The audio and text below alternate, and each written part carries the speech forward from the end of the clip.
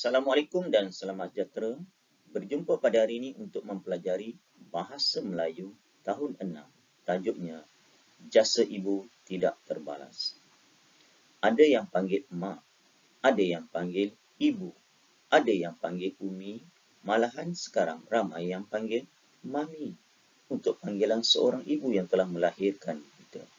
Apapun panggilannya, kita sebagai anak seharusnya menghargai jasa seorang ibu.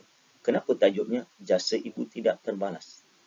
Pengalaman cikgu beberapa tahun lepas, suruh murid menjawab karangan. Tulis karangan yang bertajuk Orang yang Paling Kamu Sayang. Sudah pasti ada beberapa orang yang cikgu jangkakan murid akan tulis. Ramai yang tulis ibu atau emak, umi ataupun mami. Ada yang tulis ayah atau abah.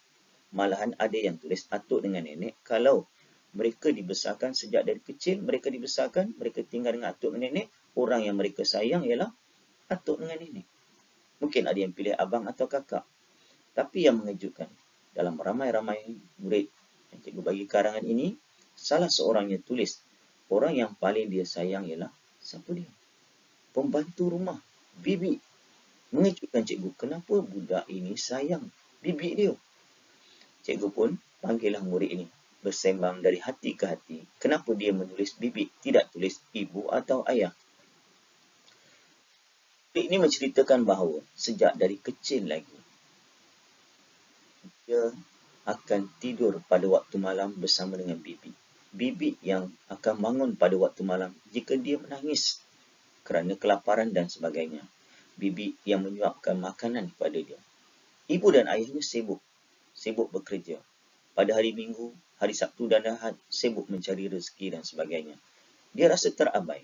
Apa-apa, dia akan mengadu pada bibi. Sehinggalah apabila dia besar, dia masuk ke sekolah. Bibi yang hantar dia pergi sekolah. Bibi yang bawa dia pulang ke sekolah. Bibi yang bantu dia menyiapkan kerja, sekolah, kerja rumah dan sebagainya. Akhirnya, hubungannya begitu rapat. Tidak mustahil dia menulis, orang yang dia paling sayang bibi. Tapi apapun, jangan lupa jasa seorang ibu pada seorang anak. Jadi ini membimbangkan cikgu. Cikgu pun tanya dia, andai kata satu hari nanti bibi ni akan pulang ke Indonesia tinggalkan kamu, cikgu saya nak ikut bibi. Ketika itu dia dah jam 6, tidak mampu dengan fikir dengan sempurna. Hingga cikgu terpaksa terangkan bahawa jasa seorang ibu tidak terbalas. Jadi kenapa boleh jadi begitu? Cikgu rasa mungkin ada murid lain yang tulis begini. Jadi mungkin salah satu faktor kehidupan seharian sekarang, ibu dan ayah yang sibuk mencari rezeki. Mungkin 56 tahun, 60 tahun yang lalu, ibu, mak ataupun umi sebagai suri rumah yang mencari rezeki ialah ayah. Jadi mungkin anak-anak ni rapat dengan ibu. Tapi trend sekarang dah berubah. Berbalik pada sini, itu sekadar cerita. Mungkin jika terjadi pada kamu, jangan lupa jasa seorang ibu. Dan apa pula tanggungjawab kamu sebagai seorang anak? Bagaimanakah kamu nak menggembirakan hati seorang ibu? Banyak cara. Mudah saja menjadi murid ataupun menjadi seorang pelajar ni, nak menggembirakan hati ibu kamu. Satu, kamu bagi keputusan. Setiap kali kamu menduduki ujian ataupun peperiksaan, kamu pulang ke rumah, kamu tunjuk kertas peperiksaan. Sekarang dah mula ada peperiksaan kan, ujian akhir sesi akademik. Apa reaksi mak kamu kalau dapat kertas tersebut? Ibu, tengok bahasa Melayu, saya dapat 90.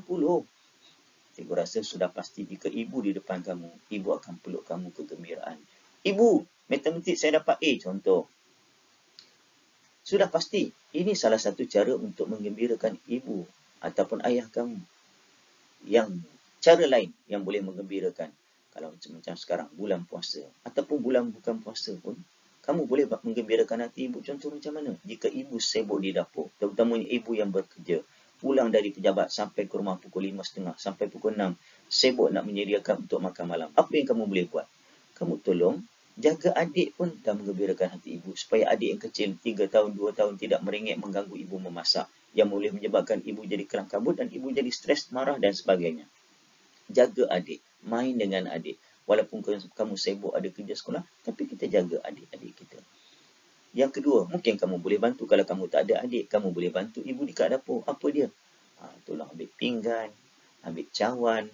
Apa yang sepatutnya kamu letakkan susun di atas meja. Atau ibu sudah siapkan makanan, kamu ambil, kamu hidang. Itu juga cara untuk menggembirakan hati ibu. Jadi, berbalik pada sini, kenapa jasa seorang ibu tidak terbalas? Cikgu pernah tanya murid, apa yang murid jawab? Okey, jasa seorang ibu tidak terbalas kerana apa? Contoh paling mudah je. Kalau satu hari nanti, kamu dah besar, kamu dah bekerja, kamu jadi kaya raya, kamu banyak duit, malahan kamu jadi jutawan. Kamu tak mampu nak balik balas jasa ibu. Kenapa? Contoh paling mudah, susu saja. Boleh tak kamu ganti balik susu ibu yang kamu minum waktu kecil, satu ketika dahulu?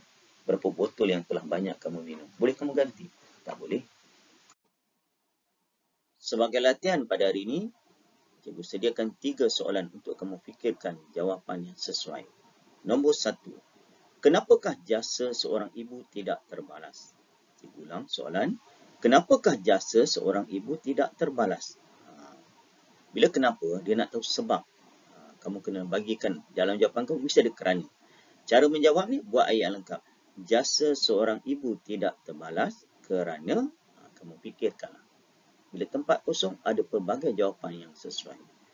Nombor 2, bagaimanakah kamu boleh menggembirakan hati seorang ibu? Bila ada bagaimanakah, dia nak tahu cara kamu nak menggembirakan hati ibu. Adakah dengan memberi hadiah? Kamu fikirkan. Nombor 3, pada pendapat kamu. Sekarang banyak soalan dalam peperiksaan, dalam ujian akhir sesi akademik pun, pada pendapat kamu.